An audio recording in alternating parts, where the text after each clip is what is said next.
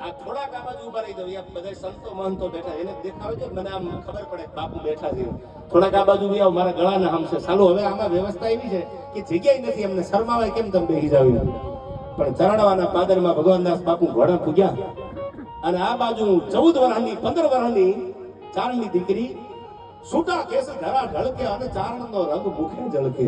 માથે લોબડીનો આસો આસો છેડો રહી ગયેલો, હાથમાં નાનો એવો બળિયો અને એક નાનો બળિયો લઈ અને ચરણવાના પાદરમાં ઈ જમાનામાં 14-15 વર્ષની ઉંમર દીકરીની પોતાની ભેહું નાની નાની ગાવડીઓના વાસણો હતા એને પાવા નીકળે પાદરમાં. અને આ બાજુ ઘોડામાં પડગલી બાગડતા બાગડતા બાગડતા બાગડતા કરોડ બનેલા જમીનની પીઠને કાપવા માટે અને આમ જે આવાજ સાંભળ્યો બાગડતાનો, ત્યાં તો નાના નાના પહુડા વાસણું ભડકીને ભાગવા મળ્યા. અને આમ જે પોતાના વાસણું ભડક્યા, ઘોડાનો અવાજ સાંભળ્યો, ભાગ્યા.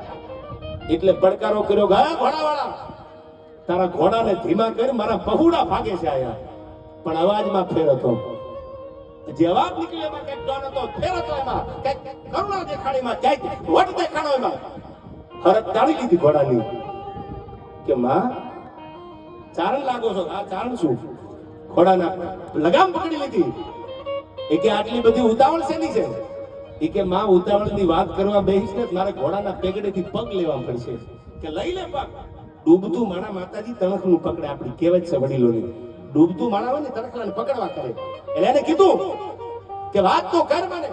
એટલે 14 વર્ષની દીકરી સામે માં ઉંમરલાયક માણા કેમ વાત કરે? પણ તોય એમ થયું લાઈન વાત કરું, કદાચ મને કરવા દે. ચરણવાના ક્યાં ભગવાનદાસ બાપુ રાજસ્થાનમાંથી નીકળેલો પૃથ્વીરાજ રાઠોડ નામનો રાજપૂત, અને ક્યાં ચરણવાનું આ પાદર.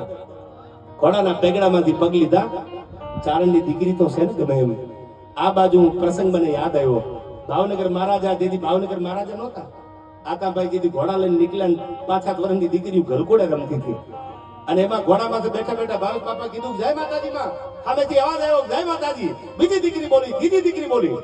પણ એક નાની દીકરી ટગર ટગર ટગર ટગર જોતી બોલી નહીં સામે. એટલે આને સુખ ચાલુ, મારે કઈક જય માતાજી કરવામાં ભૂલ પડી શું? પેગડામાંથી પગ લઈ લાકડી પડીને પગમાં પડી અને એટલું કીધું માં જય માતાજી. અને તેથી માથે હાથ મેલીને 7 વર્ષની દીકરી આયુર્વેદના પાદરમાં એટલું બોલી હતી કે મારા બાપ તારા મીસડા લઉં છું અને મઢ ઘોડાને તારા હાંકવા. તારા ઘોડાના ડાબલે જો 18મો પાદર આપું માનજે મામડિયાની ખોડિયાર તારી ભેળી બેઠી હતી આયા. ધરતી ને નોંધો ધણી તેથી નથી કરતી નખતા તન ભરી તો વગતા ભેરમના ધણી. એક નહીં ઘોડાના ડાબલે જેને 18 પાદર આપી દીધા. આ વાતું જૂની નથી થઈ ગઈ.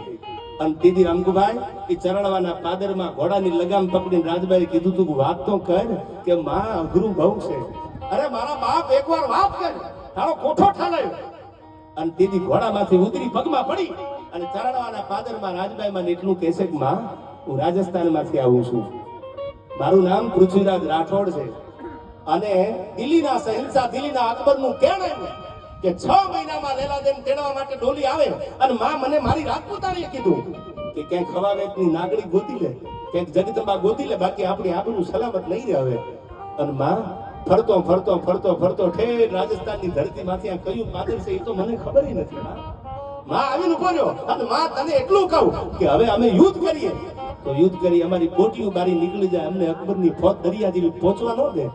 અને જો અકબરની સામે યુદ્ધ ન કરીએ તો એની ડોલી તેડવા માટે લેલાદેન મોકલવા પડે. માં તો જીવતા અમારું મોત બગડે. અને દીદી રાજભાઈ મેં ચરણાવામાં મીઠડા લીધા. રામકુભાઈ મીઠડા લઈ અને એટલું કીધું હાલ મારા નેહડે. પેલા તો ચારણોના માતાજી નેહડા હતા કે હાલ મારા નેહડે. આ જે રાજભાઈ જીજુવાડામાં બેઠેલો પ્રસંગ તમને કહો સાંભળજો. હાલ મારા નેહડે. હવે શિરામણ કરીને નીકળજે. પણ માં કે માં ને હાલતું નેહડા આવ્યા, શિરામણ કરાવ્યું, દૂધ પાયું અને કીધું કેદી આવશે અકબરને ડોલી તેડવા માટે લેલાદેને? કે માં હવે તો મહિનો બાકી છે. એમ કે હા આવશે લેવા કે આવશે માં? કે તો એક વાત સાંભળીશ મારી. કઈ વાત? કે તું વયો જાય થી ઘોડા પાછા વાળી લે અને તારી રાજપૂતાણી લેલાદેન એટલું કહી દેજે કે ચરણવાના પાદરમાં રાજબાઈ મળી હતી અને એને કહેજે જેથી તમારા મુદત પૂરી થઈ જાય અને અકબરની કચારીમાંથી દિલ્હીના શહેનશાહની ડોલી નીકળી જાય તેથી મને 1 નહીં 2 નહીં 3 વાર હાથ કરે. કદાચ કઈક કામમાં હોય મારાથી ન સંભળાય તો હું તો સાંભળી લઉં, પણ કદાચ કઈક નાના પહોળા બાવામાં કે દોવામાં પડી ગયા અને મને ન સંભળાય તો 3 હાથ કરે. કેવા 3 હાથ? કે એને એટલું કહેજે બાપ જેથી અકબરની ડોલી આવે ને કે આ આગ્રાના મહાલયની માથેથી ઉભો રહે છે, આ ચરણવાની ગઈ સામે મીટ માંડી અને 3 હાથ મને કરજે. કેવા હાથ? આવજે રાજલ ઉદાની. આવજે રાજલ ઉદાની આવા 3 હાથ કરજે 3 હાથે જે ડોલી અકબરને લેવા આવી ડોલીમાં હું બેહી જઈશ અને તારા અકબરના કાંગરા જો આમ ધ્રુજાવીને જો દિલ્હીથી પાસી ન વળી તો હું ઉદાની રાજબાઈ નો કહેવાય યાર વળી જા પાછો મારી ભરોહો હતો 14 વર્ષની દીકરી માથે વિશ્વાસ કેવડો મૂક્યો માણસે કે કાંઈ વાંધો નહીં માં બોલી છે ને વાળા ઘોડા પાછા હો ભાગડતા આવ્યો પાછો આ બાજુ 6 મહિના પૂરા થયા ટૂંકમાં આપને વાત કરું અકબરની કચેરીમાંથી ફરમાન સૂચન કરો ડોલી થયા અને આ બાજુ ઘોડા માણસો ભાલા તરવારીઓ બખ્તર તૈયાર થઈ ગયા અને આવી ડોલી લેવા માટે આ બાજુ હાથ કર્યો માતાજીને કે આવજે રાજલ ઉદાની આવજે રાજલ ઉદાની પણ હો હાથ દિયા અને આઈ તું આવત નહીં એક નહીં બે નહીં 3 નહીં એમાં સુકામ ન આવે અને તેથી રાજપૂતાણીએ કીધું તું કે રાજપૂત નાભીમાંથી પડકારો કરી માતાજી બોલી હશે તો આવીને ઊભી રહેવાની હો અને કયો હાથ આવે રાજલ ઉદાની આવજે રાજલ ઉદાની 3 હાથ જ્યાં કર્યા પણ ત્યાં તો પવન વેગે ભગવતી ચરણવાના પાદરમાંથી નીકળી જે ટોલી અકબરને લેવા માટે આવતી હતી એમાં ભગવતી રાજબાઈ બેસી ગઈ સાંભળજો માતાજી કેવી છે જગદંબા કેવી છે જે લેલાદેન લેવા આવતી હતી રાજપૂતાણીને લેવા આવતી હતી એ ડોલી અકબરની હતી એમાં રાજબાઈમાં બેસી ગયા અને આ બાજુ ખબર નહીં પડદો મર્યાદાનો આડો હતો ડોલી ધીરે ધીરે નીકળી ગઈ ફાલાન તરવારીનું બખ્તર લેતા એના સૈનિકો નીકળી ગયા જેવા દિલ્હીમાં પહોંચ્યા એટલે આ બાજુ અકબર તૈયાર હતો એને તો લેલાદેન જોવા હતા ખાલી વાતો સાંભળી હતી લેલાદેના રૂપ એવા છે લેલાદેન જોવા છે મારે અને આ બાજુ પોણા હિન્દુસ્તાનનો શહેનશાહ અકબર પોતાના તરવાર ગાળા છંડી જ્ઞાનમાંથી કરી અને તરવારની પીછીથી આમ જ્યાં મર્યાદાનો પડદો આગો કરે ત્યાં તો એમાં લેલાદેન હતા